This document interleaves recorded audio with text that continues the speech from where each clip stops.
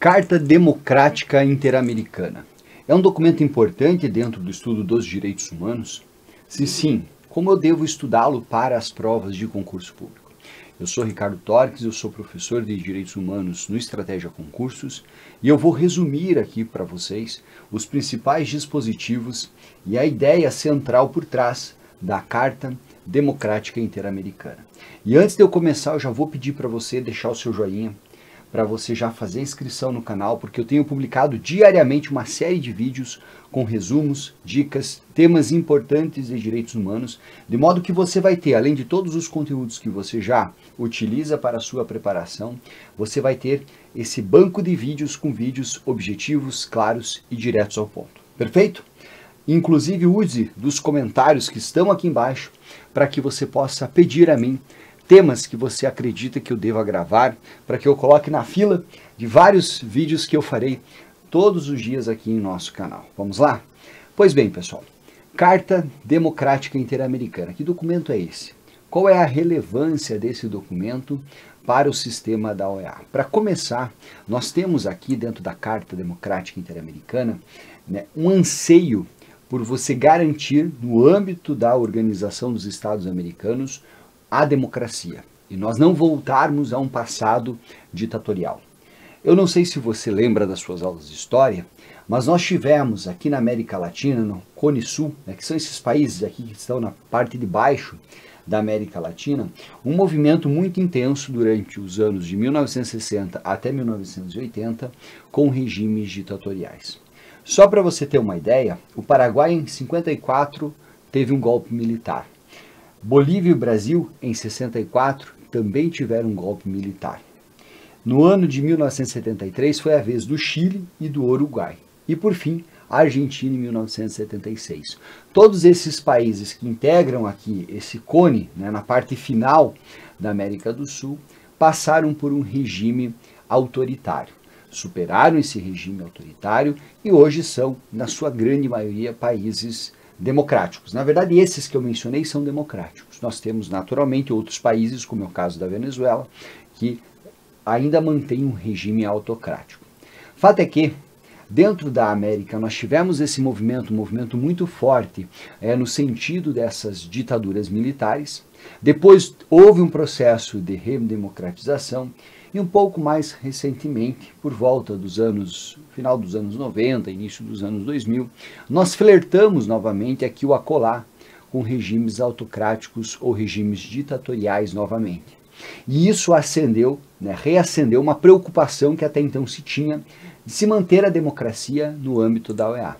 Como resultado disso, foi editada a resolução que é nominada Carta Democrática Interamericana. E o objetivo principal dessa resolução é reafirmar a responsabilidade que os países americanos têm em manter e institucionalizar a democracia de um modo cada vez mais arraigado dentro das suas sociedades, se distanciando quanto mais possível for de regimes ditatoriais. Basicamente, o objetivo desta resolução é exatamente isso. E aí tem um ponto importante.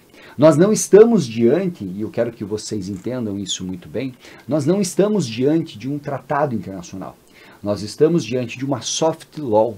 É uma resolução da OEA que basicamente tem a pretensão de interpretar a Carta da OEA que constituiu a Organização dos Estados Americanos. Então, primeira coisa que pode ser cobrada em prova de vocês é se esse documento ele tem caráter vinculante. O segundo ponto que certamente pode ser cobrado em prova é qual é o objetivo da norma. E aí de pronto você vai responder.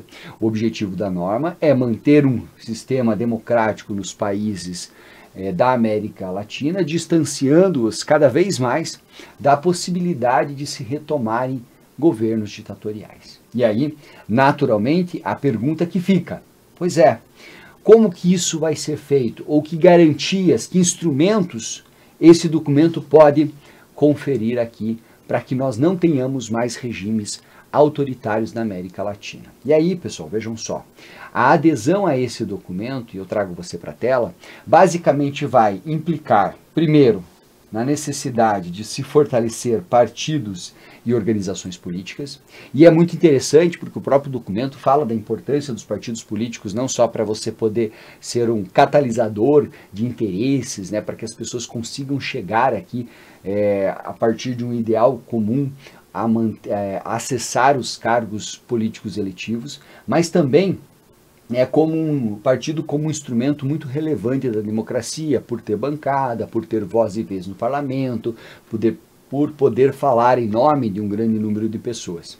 Há também um ponto interessante que vale a pena destacar, que o próprio documento ele vai falar sobre a preocupação que se tem em relação ao alto custo das campanhas eleitorais. E aí isso cabe como uma luva para o Brasil. Por quê?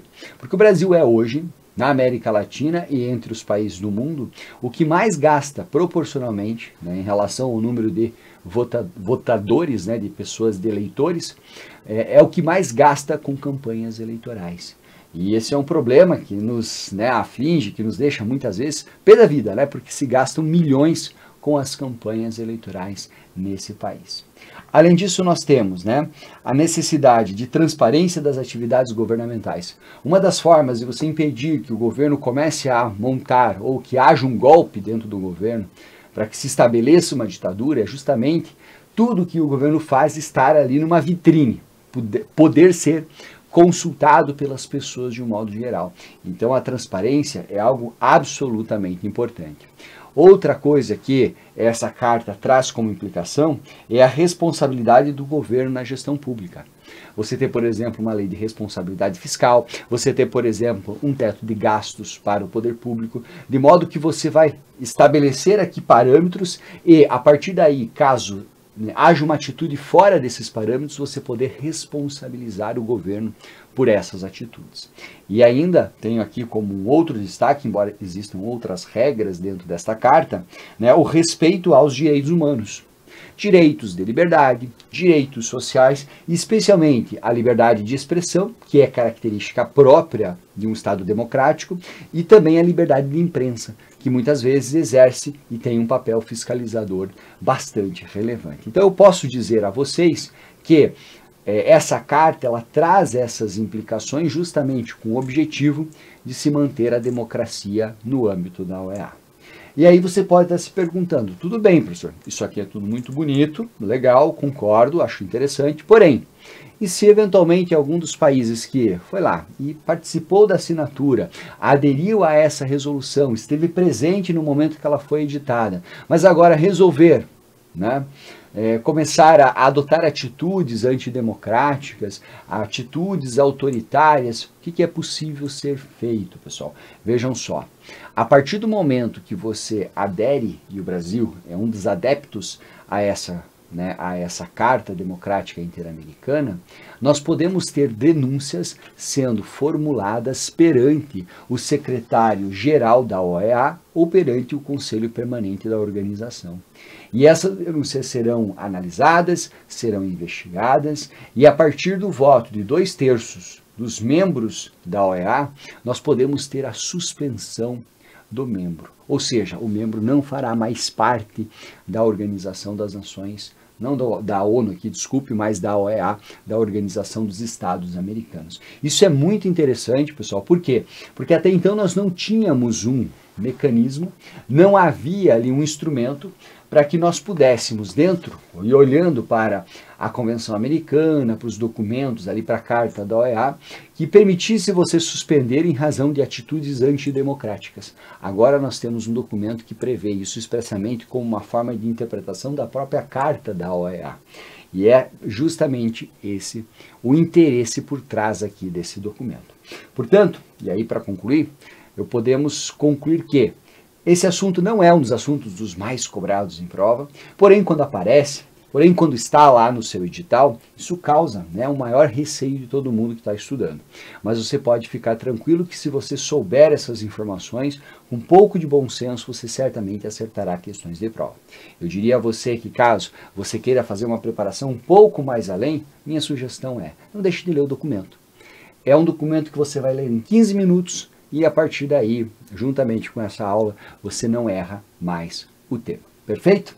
Se você gostou, joinha. Se você está curtindo o trabalho que aqui estamos fazendo, faça inscrição no canal, é muito importante para mim. E claro, sempre peço para você me dar um feedback também. Gostou, não gostou, tá legal? Se você quiser alguma crítica, sugestão, ou até mesmo se você entender que existe algum ponto que eu não falei, que é interessante você discutir com os demais espectadores desse vídeo, faça a gentileza. Torne os comentários mais um mecanismo de bate-papo e também de estudo. Um forte abraço e a gente se vê.